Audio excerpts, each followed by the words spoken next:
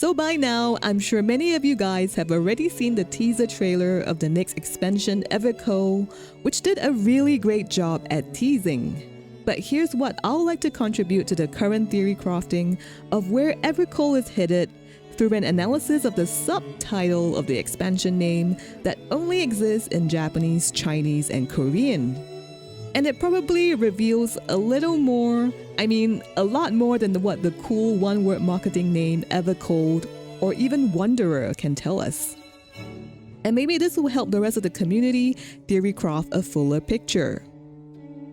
Now, if you're not familiar with the subtitle of the expansion names, here are the previous ones. A subtitle is still a title, so they're usually written very poetically, and the metaphorical meaning does take precedence. If you're not familiar with them, however, here are some more straightforward than poetic translations for ease of understanding. If you have already played through these expansions, you can already see how they relate to the story. Heaven's Ward, Ishgard of the Azure Sky. Stormblood, Liberator of the Crimson Lotus. Shadowbringers, the Jet Black Rebel. Endwalker, the Last of the Moon Before Dawn. Dawn Trail, the Golden Legacy. If we take a look at the Japanese subtitle this time, it says白銀の探求者, with the letter word tankyusha stylized as the proper noun Wanderer in furigana above. This is a unique stylization that the Japanese expansion titles usually do. Wanderer is also used in the English, Japanese, and German cutscene of the teaser, referring to the group of people in the past of the fourth that came from the skies. However, beyond that, it actually doesn't really tell us much besides inferring that the Wanderer is someone who wanders.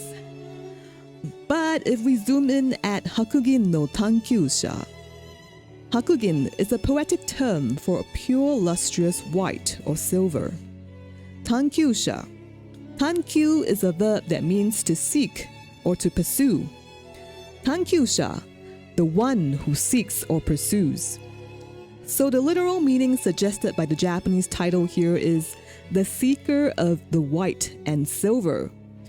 This meaning is corroborated in the Korean subtitle.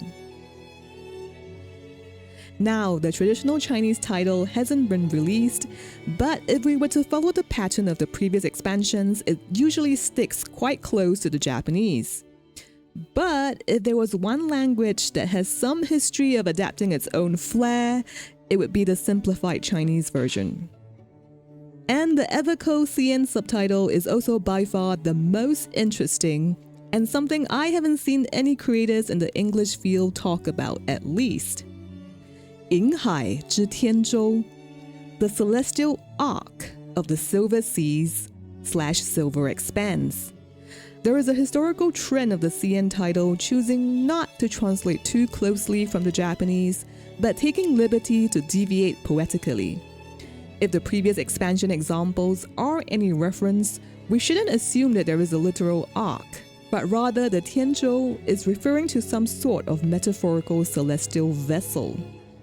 However, the more interesting word used in the CN title is the first one. If you recall the Japanese / Korean, it was Hakugin, the white silver. However, CN uses 银海, with a literal meaning more akin to silver seas or a silver expanse. The more interesting question definitely is, what is this white silver or silver expanse or silver seas referring to metaphorically? There's a lot of white and ice involved in the whole teaser trailer, so my first thought was that we might be seeking something in the fourth.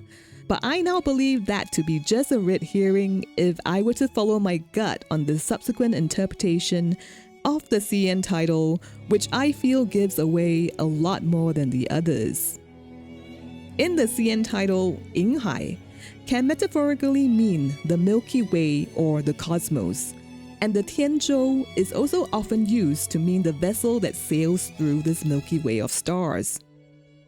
Now that we've reached this Milky Way / Cosmo imagery, a familiar scene from the teaser trailer should now come to mind. I'm inclined to think that the silver seas being referenced here is referring to the space of the rift between the reflections, and each shattered stars are the white and the silver. What is the cosmos/Milky Way besides being a sea of stars?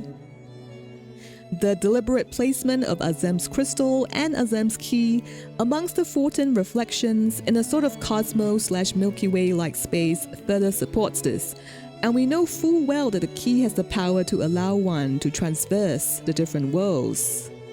So, if the Milky Way/cosmos is referring to the rift between worlds, a metaphorical interpretation of the CN title would then be the one who traverses the rift between worlds.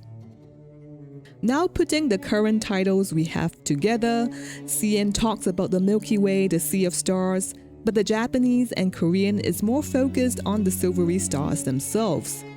If we now elevate the Japanese and Korean to a more metaphorical meaning, it would then mean the seeker of stars or the seeker of worlds.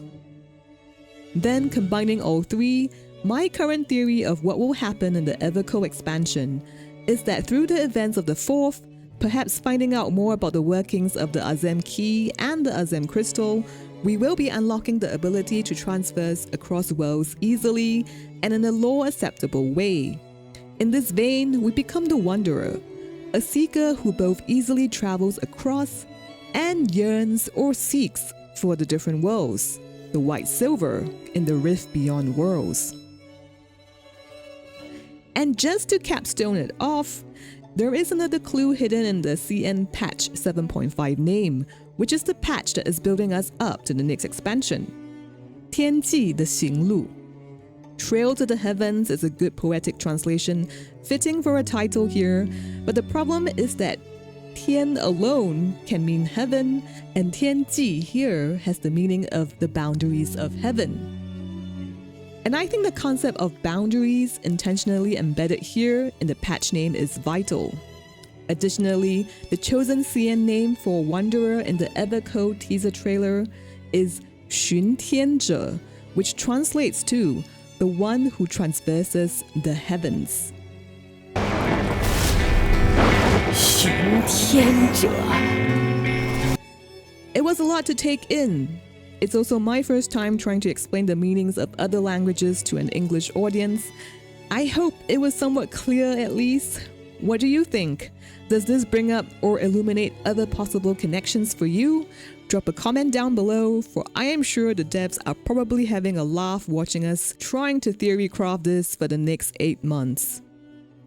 I know there's a little caveat, particularly in these lines being shown in the trailer, so my interpretation could be wrong. But hey, if we do rejoin all the reflections, the star is still a silvery star, right? If you want to support the channel, the links are all down below. I'll be headed off to the FF14 exhibition in Tokyo after this. I really need to pack now. No promises, but I'll bring back whatever they let me shoot. Next video, really not for a while now. Until then, may you ever walk in the beauty of Heidelin.